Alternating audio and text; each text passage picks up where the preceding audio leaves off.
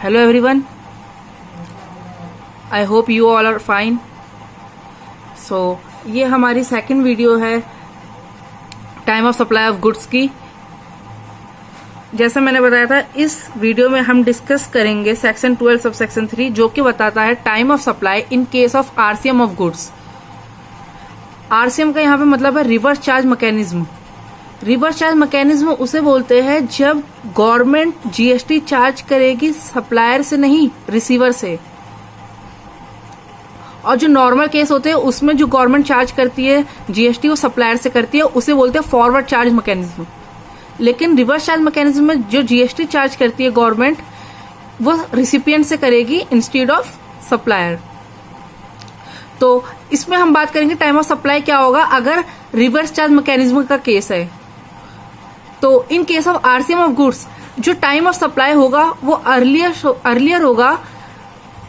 पहला, the date of receipt of goods, जिस दिन वो गुड्स को रिसीव कर रहा है वो डेट.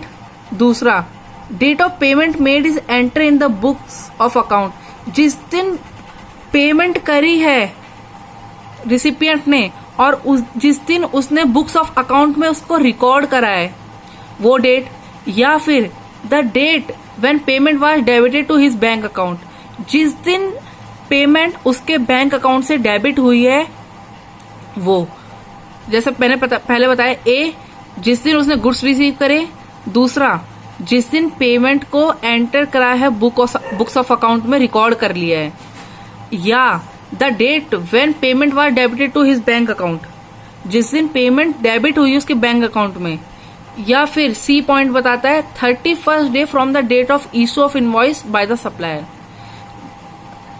जब इशू कर रहा है इनवॉइस सप्लायर उसके 31 डे को काउंट करना है. इन चारों में से जो भी अर्लियर होगा, इन चारों का ये मतलब है, पहला तो ये पॉइंट हो गया, दूसरा यहाँ तक दूसरा पॉइंट, और से यहाँ तक ये तीसरा पॉइंट, और ये है जो ये फोर्थ पॉइंट. इन चारों में से जो भी अर्लियर होगा वो हमारा टाइम ऑफ सप्लाई बन जाएगा आरसीएम ऑफ गुड्स का. ठीक है. और यहाँ पे एक नोट है, ये बताता है if it is not possible to determine time of supply as per above data, the time of supply will be date of entry in books of account of the recipient of supply.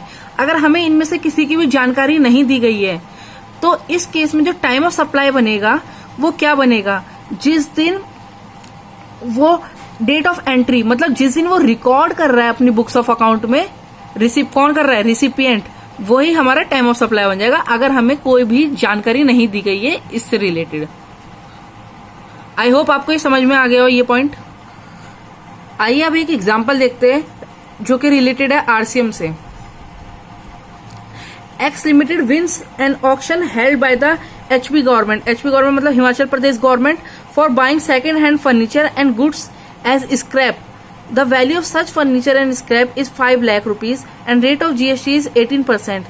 Himachal Pradesh government hand over goods on 15 January 2019 and issue invoice on 31st January 2019. X Limited gets demand draft prepared on 10th of February 2019 and makes entry in its books on 15th of February 2019. Determine time of supply of goods and due date of making payment of GST.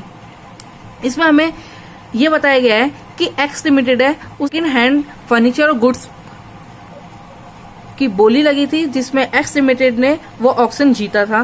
तो इसमें यह बता रहा है जो value थी उस furniture और स्क्रैप की वो 5 लाख रुपीज थी और जो उस पर जो रेट ऑफ जीएसटी एप्लीकेबल है वो 18% है.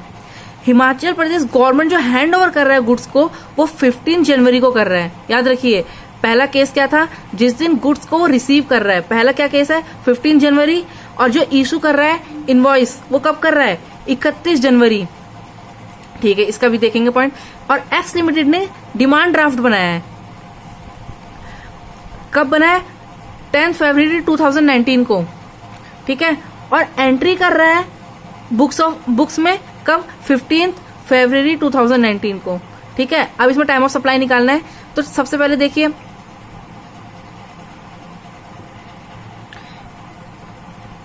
अंडर सेक्शन 9 सब सेक्शन 3 ये बताता है सीजीएसटी एक्ट का, आरसीएम एप्लीकेबल होगा इन case of old discarded and scrap supply by government. जब भी गवर्नमेंट सप्लाई करेगी कोई भी ओल्ड स्क्रैप को या फर्नीचर को, तो उस पे हमेशा आरसीएम एप्लीकेबल होगा।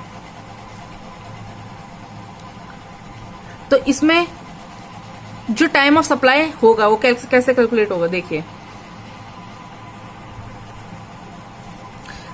जैसे डेट ऑफ रिसीविंग गुड्स क्या था, मैंने यहां पे ऊपर लिखा हुआ है 15 जनवरी 2019, और सेकंड पॉइंट मैंने आपको क्या बताया था, date of debit in bank account. अब देखिए उसने डिमांड ड्राफ्ट कब बनाया है, उसने डिमांड ड्राफ्ट जो बनाया है वो बनाया है उसने कहा गया 10 फरवरी 2019 को, ठीक है। और सेकंड और क्या था, या date of recording in books of account, या तो बुक्स ऑफ अकाउंट में जो डेट होगी रिकॉर्ड करने की, ठीक है। तो डेट ऑफ रिकॉर्डिंग क्या है बुक्स ऑफ अकाउंट में, यहां पे देखिए 15 फरवरी 2019, ठीक है। अब इन दोनों में से अर्लियर देखिए, अब इसमें से अर्लियर क्या है, 10 फरवरी या 15 फरवरी, 10 फरवरी अर्लियर है, वो यहां पर आ जाएगा, ठीक है। अब जो सी पॉइंट है वो देखिए 31st day from date of issue of invoice.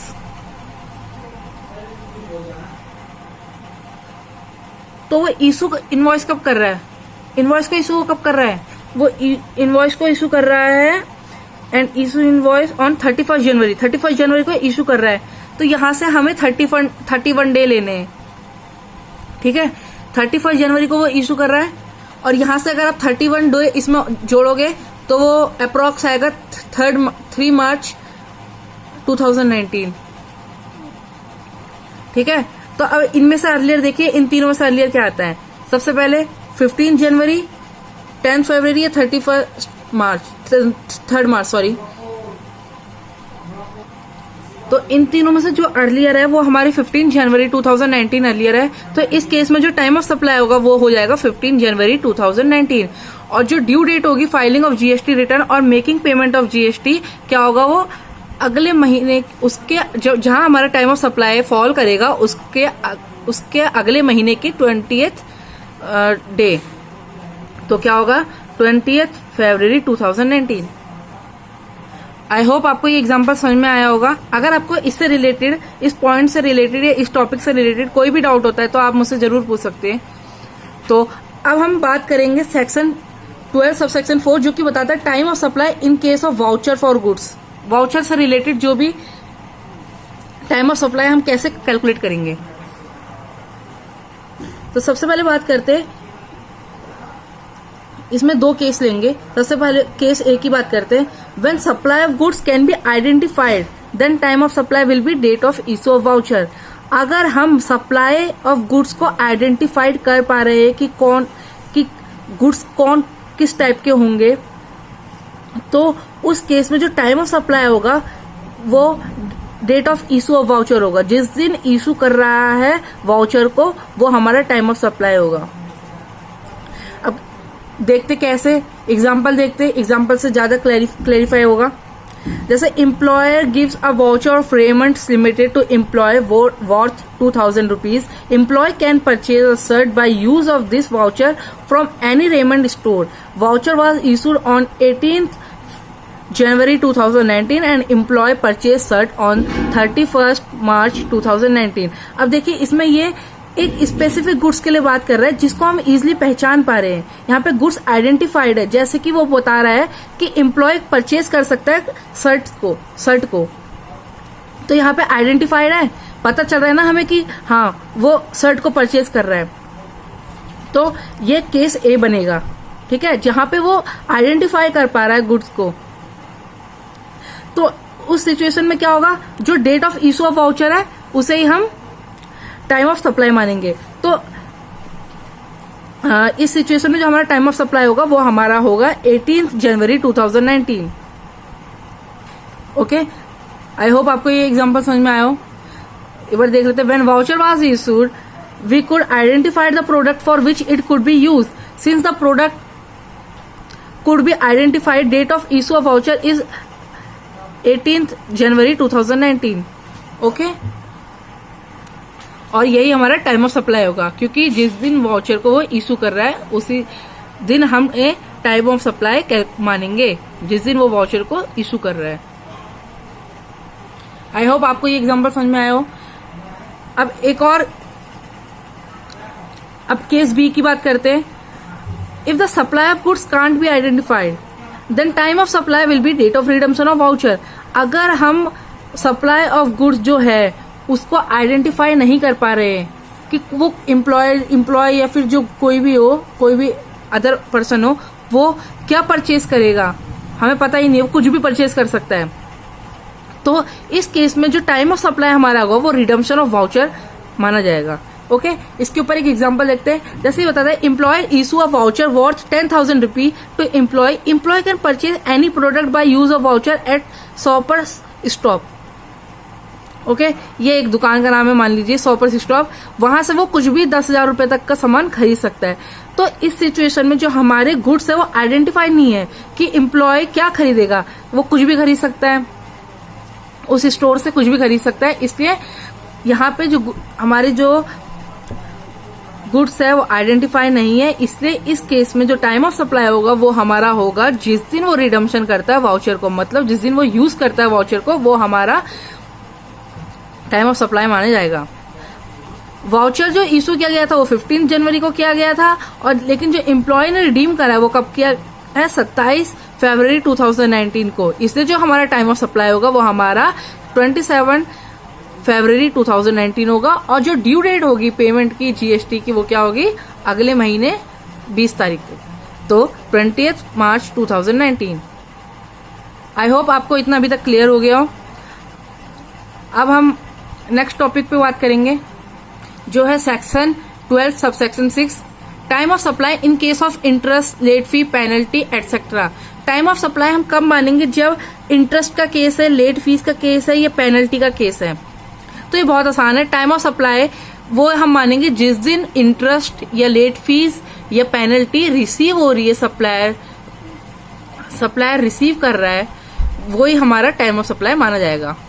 Okay, सो हम देखते हैं, time of supply will be date when amount of interest, late fee, penalty etcetera is receive by supplier. जिस दिन सप्लायर रिसीव करेगा interest को, तो वही हमारा टाइम ऑफ सप्लाई माना जाएगा। एक एग्जांपल लेते हैं जो बताता है, mister A sells goods on credit of 2 months to mister B. Mister B को 2 महीने के क्रेडिट पे गुड्स बेचता है mister A. Mister A issue invoice on 15 December 2019 and Mr. A and Mr. B did not make payment within 2 months। और जो mister B है वो पेमेंट नहीं करता है 2 महीने के अंदर। Mister B makes payment on 28 February 2019, sorry ये 2018 है, यहाँ पे 15 दिसंबर 2018 है, ठीक है। Mister B makes payment on 28 February 2019 and Mr. A charge interest of 5,000 which is paid by Mr. B। ठीक है, अब यहाँ पे देखिए 2 केस है। एक केस तो परचेज ऑफ गुड्स से रिलेटेड है, उसका टाइम ऑफ सप्लाई हम अलग निकालेंगे, और इंटरेस्ट ऑन लेट फीस है, उसका टाइम ऑफ सप्लाई हम अलग निकालेंगे। अब परचेज ऑफ गुड्स से रिलेटेड देखिए क्या होगा। परचेज ऑफ गुड्स से रिलेटेड क्या होता है, अर्लियर ऑफ, जिस दिन इशू करा इनवॉइस को, या फिर जिस दिन डेट ऑफ पेमेंट। तो इशू इनवॉइस कब करा था उसने, एग्जांपल्स में देखिए 15 दिसंबर 2018 को उसने इनवॉइस इशू करा था। ओके, और डेट ऑफ पेमेंट जो थी वो 28 फरवरी 2019 है। इसमें से जो अर्लियर होगा वही हमारा टाइम ऑफ सप्लाई होगा। तो 15 दिसंबर 2018 हमारा टाइम ऑफ सप्लाई होगा, और जो ड्यू डेट होगी वो हमारी क्या होगी, 20 जनवरी 2019। ओके, अब यहाँ पे बात आते हैं सेकंड केस पर, जो इंटरेस्ट ऑन लेट फीस है। जो इंटरेस्ट ऑन लेट फी हमारा क्या होगा, जिस दिन उसने इंटरेस्ट को रिसीव करा, तो उसने रिसीव कब करा, 28 फरवरी 2019 को उसने इंटरेस्ट रिसीव करा था। ओके, तो यही हमारा टाइम ऑफ सप्लाई हो जाएगा। और जो ड्यू डेट होगी वो इंटरेस्ट से रिलेटेड जीएसटी फाइल करने की, वो हमारी होगी 28 मार्च 2019। आई होप आपको ये वीडियो समझ में आई होगी, पसंद आई होगी, और प्लीज लाइक कीजिए, सब्सक्राइब करिए और शेयर कीजिए। नेक्स्ट वीडियो में हम डिस्कस करेंगे time of supply of services, जो कि बहुत इंपॉर्टेंट है और एग्जाम में यहाँ से क्वेश्चन आने के चांस बहुत है, जो 4 से 6 नंबर के क्वेश्चन हमेशा आता है। तो मिलते हैं हम अपनी नेक्स्ट वीडियो में।